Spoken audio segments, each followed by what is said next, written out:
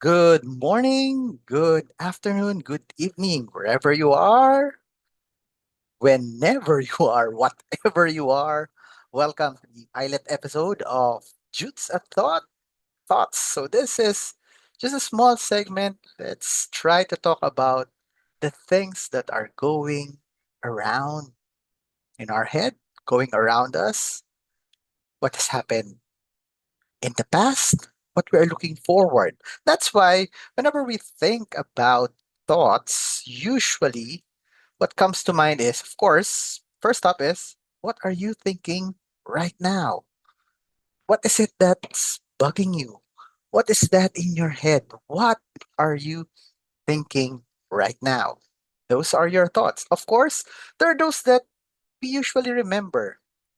We call them our memories, but we think of them. They are also part of our thoughts, the things that has happened in the past, the things that might have hurt us way back, the things that has made us smile.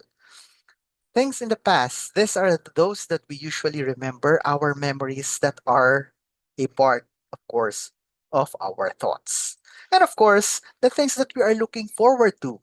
The next game on Sunday, the date that you're gonna have this coming weekend, the deadline that you need to meet for your work. So those are the things that we are looking forward to, typically looking forward to. Now, thoughts, by definition, are typically an idea or opinion produced by thinking or occurring suddenly in the mind. Sometimes they just flick in. Or, of course, there is what we call the thought process or train of thought, wherein we sit down, we try to think of ways to solve our problems. Those are our thoughts, things that go on in our mind. And as we may all agree to this, there are some of which that we share, most we keep to ourselves. Maybe your opinion on that office mate, your opinion on present issues, your opinion or your misgivings about your friend's boyfriend or girlfriend, we keep that to ourselves in the confines, in the safety of our thoughts. Also,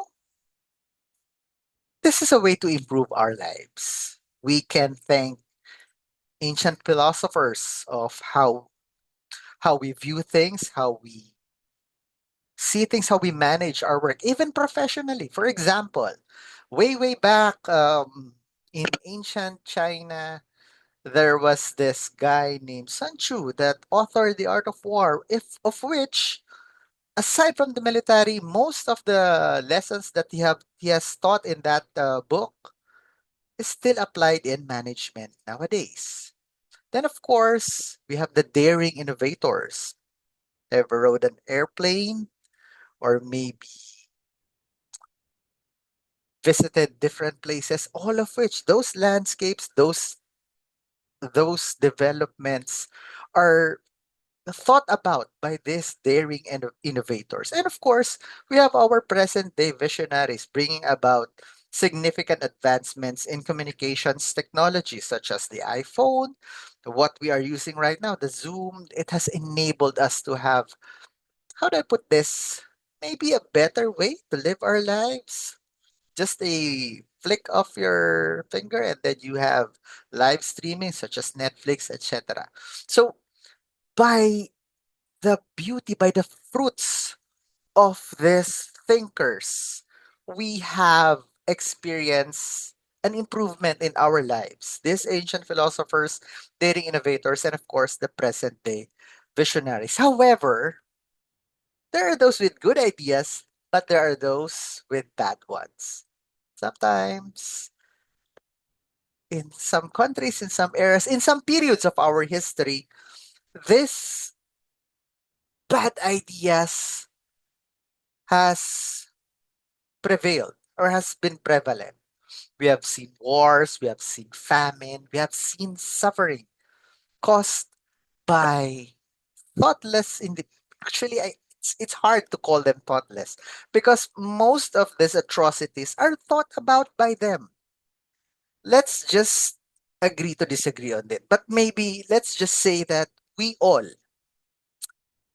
again, all of us, everyone is included, we all have our good, our bad side. We all have our good thoughts, maybe evil, or let's just say bad thoughts that brings about either good or bad intentions. And that's why, after thinking about it, so some of us are able to put form in one's thoughts. One of which is through words when we write reports, when we write maybe for our schoolwork or office work. I don't know if there are still people writing love letters or poems. Maybe, of course, digitally. Then there are those that snap pictures or do paintings. They express their thoughts beautifully in this manner. And what do they say that speaks louder than words? Of course, it's our actions. When we put our thoughts into our actions, if we would like to help, donate, volunteer, that's how we put form in our thoughts. By the words that we say or the words that we write, like we are doing right now, the pictures or the paintings that we snaps, by the actions that we do. All of this brings forth or brings into reality the things that we are typically the things that are typically running in our head. Of course, with that, it's fueled by our intent. Our intent. So this is usually a clear formulated or planned intention wherein it's actually the state of mind in which an act is done. Like I mentioned, when you put those thoughts into words, what is your intention? When you paint that picture, what would you like people to see, to imagine? Or what is that imagination that you would like to share? And finally, when you put it into action, what is it that you want to do? I mentioned a while ago volunteer work. At a glance, it seems that it is a nice intention. However, we have to be clear, not all those who volunteer are really looking forward to doing a good work. The intention behind that action is hidden in his or her thoughts. Of course, it usually guides us as we put form into our thoughts and gives purpose to what we do. So, hopefully, as we move along, we are able to share your thoughts. You may comment, you may message me. What are the things that we are all thinking about right now? What are the things that we would like to remember? What are the intentions that we would like to put forth in order to bring form to the thoughts that are forming within our heads? So, with that, we are we are hoping that we will be able to share. Maybe this might be a beginning of a community for us to share those thoughts.